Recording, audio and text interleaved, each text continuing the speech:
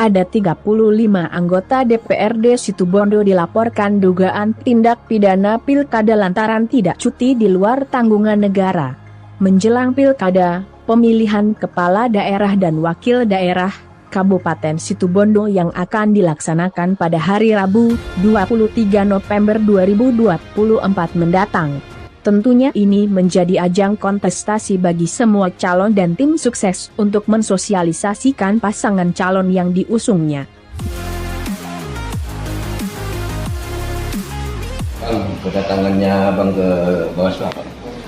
Saya melaporkan dugaan pidana pilkada yang dilakukan oleh banyak sekali pejabat daerah yang tercantum di tim pemenangan Rio Ulfi, salah satu paslon peserta pilkada dengan nomor urut 1.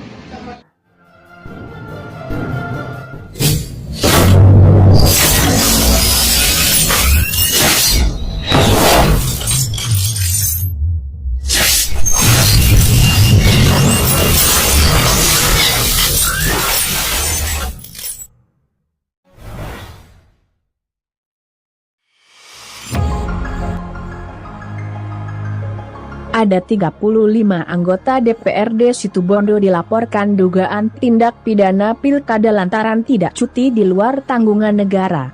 Menjelang pilkada, pemilihan kepala daerah dan wakil daerah Kabupaten Situbondo yang akan dilaksanakan pada hari Rabu, 23 November 2024 mendatang.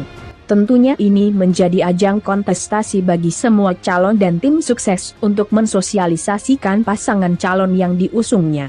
Namun, masih menyisakan pekerjaan rumah bagi pengawas pemilu yakni Bawaslu yang tergabung dalam Gakumdu Situbondo atas laporan aktivis Kondang 1 ini, Amirul Mustafa terkait dugaan tindak pidana pilkada yang dilakukan oleh 35 anggota DPRD Situbondo, lantaran tidak cuti di luar tanggungan negara.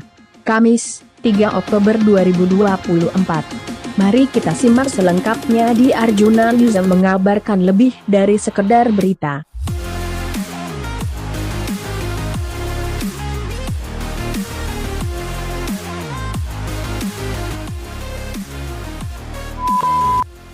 Bang, kedatangannya Bang ke Bawaslu apa?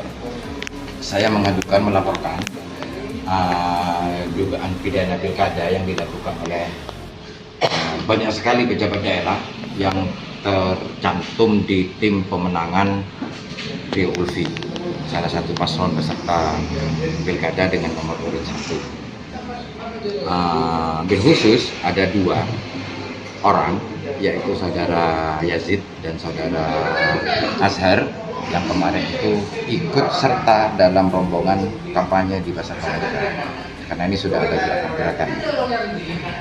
Nah, ini menyalahi tata aturan perundangan, karena anggota DPRD menurut pasal 147 itu adalah Undang-Undang Pemerintahan Daerah, itu adalah pejabat daerah, dan itu dilarang melakukan kampanye kecuali dengan izin cuti. Kemarin saya sudah lakukan klarifikasi kepada Ketua KPUD, tidak ada satupun anggota DPRD ini yang menyertakan izin cuti kepada KPU ataupun kepada Bawaslu. Ada berapa anggota DPR? Yang 2 itu yang sudah melakukan langkah-langkah gerakan pemenangan, tetapi secara akumulatif ada 35 anggota DPRD yang saya laporkan, yang kita duga, yang semuanya itu tercantum dalam tim pemenangan paslon 01. Ini menjadi penting, langkah ini menjadi penting ya kita lakukan, karena kan sebenarnya kan kayak begini, pilkada ini adalah implementasi dari tata aturan perundang-undangan dalam sebuah kontestasi. Jangan sampai kontestasi pilkada kali ini liar tanpa ada aturan, atau ada aturan yang tidak diindahkan oleh para peserta ataupun para tim kampanye para peserta.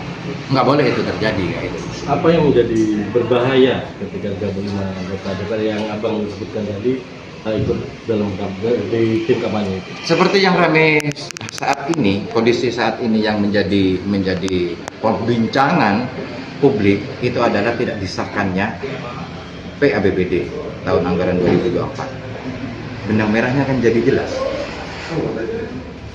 bahwa ada dugaan dan kemungkinan berhubung koalisi partai pengusung 01 ini semua ada di tim kampanye, benang merahnya jelas. Dan ini tentu merugikan dalam kutip ya, merugikan. Karena lawan politik peserta kontestasi yang satunya ini adalah petahana, ya kan, menjadi tidak salah asumsi masyarakat bahwa ini adalah unsur kesengajaan. Kewenangan yang ada pada mereka, para pejabat daerah ini dipergunakan untuk sesuatu yang menguntungkan atau merugikan paslon tertentu. Dari laporan ini apa yang diharapkan? Sesuai dengan tata aturan. Tindak pidana pilkada itu kan sudah diatur dalam PKPU ataupun dalam undang-undang. Sanksinya itu kan ada di Undang-Undang Nomor 10 itu. Itu aja menurut saya. Tadi apa saja yang diserahkan? Bukti-bukti dari pemberitaan media massa, foto-foto dan video, termasuk SK tim paslon 01. Ini kan ada dugaan bahwasanya keterlibatan anggota DPR itu tidak hanya di paslon 01 ya, tapi juga ada di paslon di paslon 02 terus terang saya nggak tahu. Walaupun saya punya, mungkin pada waktu itu kacamata saya kesingsal sehingga saya agak buram melihatnya itu. Siapa saja yang ada di 02. Memang kemungkinannya juga ada. Tetapi saya secara pribadi hanya melaporkan itu yang paslon 01. Biar mereka itu yang mengurus kalau memang itu benar di paslon 2 itu memang ada.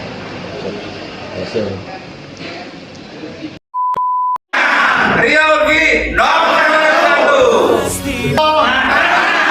Mas Rio Maugi Dukungan untuk pihak yang lain, maka saya nyatakan itu bukan keputusan partai.